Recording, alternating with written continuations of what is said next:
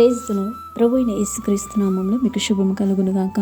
ఈరోజు దేవుని వాగ్దానం, నీ దేవుడైన యెహోవా నీకు తోడై ఉన్నాడు, నీకేమీ తక్కువ కాదు. ద్వితీయోపదేశకాండము 2వ అధ్యాయము 7వ వచనం. కృపా కనికరం కలిగిన గొప్ప దేవుడు మీకు తోడై ఉన్నాడు.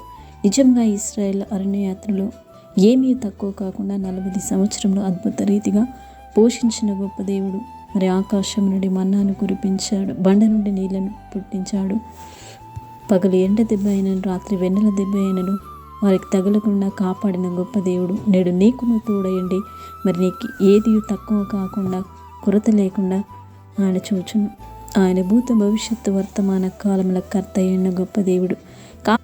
కాబట్టి క్రీస్తునందు ప్రియమైన వారులారా, దేవుని యందు నమ్మక ఉంచగలిగితే నిశ్చయముగా నీకేమీ తక్కువ కాకుండా ఆయన చూచుకొనును.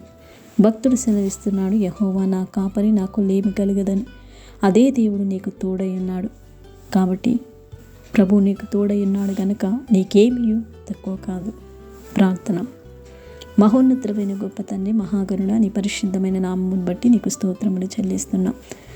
మా యొక్క ప్రతి అవసరమును అక్కరను ఎరిగిన గొప్ప దేవుడు, నీ నామంలో మీరే సమస్తమును సమకూర్చి సహాయము దయచేసి కృప చూపించమని ప్రార్థిస్తున్నాం. ఆనాడు ఇశ్రాయేలుకు తోడైన గొప్ప దేవుడు నేడు మాకును తోడయండి నడిపిస్తున్న గొప్ప దేవుడు నీవే.